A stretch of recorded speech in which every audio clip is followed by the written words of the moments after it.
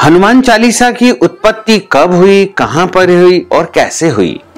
हनुमान चालीसा तो हम सभी पढ़ते हैं, लेकिन क्या आप जानते हैं कि हनुमान चालीसा कब बनी तथा हनुमान चालीसा की रचना कैसी परिस्थिति में कहां पर हुई है? मुगल काल में 1600 ईस्वी की यह बात है। यह काल अकबर और तुलसीदास जी के समय का काल था। एक बार तुलसीदास जी मथुरा नगरी में जा रहे थे। रात होने के पहले उन्होंने अपना पड़ाव आगरा में डाला। वहां के लोगों को पता लगा कि तुलसीदास जी आगरा में पधार रहे हैं। यह सुनकर के उनके दर्शनों के लिए चारों तरफ से लोगों की भीड़ आने लगी। लोगों का तांता लग रहा था। जब यह बात बादशाह अकबर को पता लगी तो उन्होंने अपने मंत्री बीरबल से पूछा कि यह तुलसीदास कौन है। तब बीरबल ने बताया कि यही रामचरितमानस के रचयिता है और राम जी के परम भक्त है।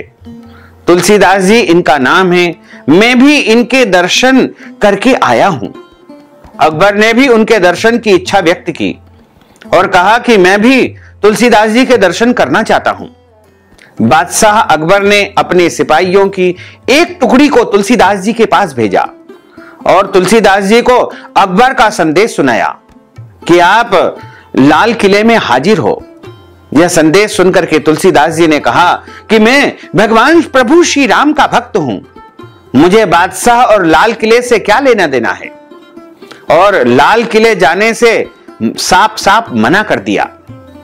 जब यह बात राजा अकबर को, बादशाह अकबर को पता लगी तो उन्हें बहुत बुरा लगा और अकबर गुस्से में लाल हो गए।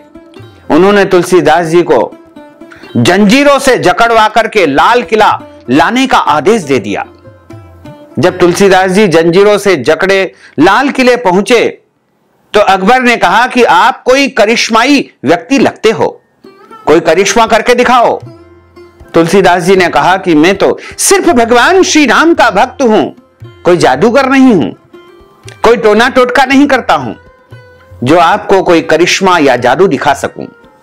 अकबर यह सुनकर के और भी आग बबूला हो गया और आदेश दे दिया कि इनको जंजीरों से जकड़ करके काल कोठरी में डाल दिया जाए। दूसरे दिन इसी आगरा के लाल किले पर लाखों बंदरों ने एक साथ हमला बोल दिया।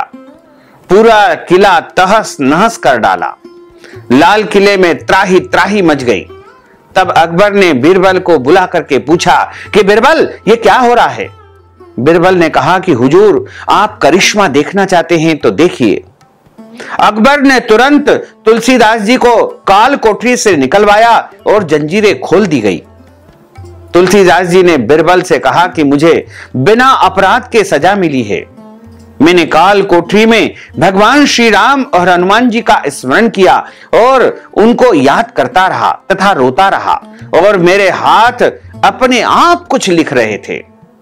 यह 40 चौपाई श्री हनुमान जी महाराज की प्रेरणा से मैंने लिखी है। जो व्यक्ति कष्ट में या संकट में होगा उस समय इसका पाठ करेगा, उसके सारे कष्ट और संकट दूर हो जाएंगे। इसको हनुमान चालीसा के नाम से पूरे संसार में, विश्व में जाना जाएगा। अकबर बहुत लज्जित हुआ और तुलसीदास जी से उसने माफी मांगी और पूरे सम्मान और इज्जत के साथ में पूरी हिफाजत लाव लश्कर से मथुरा उनको भिजवाया गया। आज भी हनुमान चालीसा का पाठ सभी लोग करते हैं और हनुमान जी की कृपा उन सभी पर होती ही है और सभी के संकट दूर हो जाते हैं। इसलिए हनुमान जी को संकट मोचन भी कहा जाता है।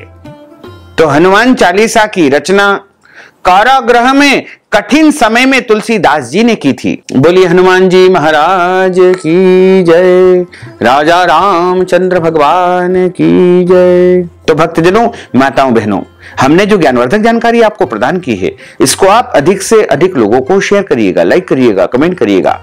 और यदि अभी तक आपने सब्सक्राइब नहीं किया है तो अभी और इसी समय सब्सक्राइब कर लीजिए, ताकि इसी प्रकार की ज्ञानवर्धक वीडियो सबसे पहले आपको प्राप्त हो सके। आपको और आपके पूरे परिवार को सादर जय श्री कृष्ण, सादर धन्यवाद।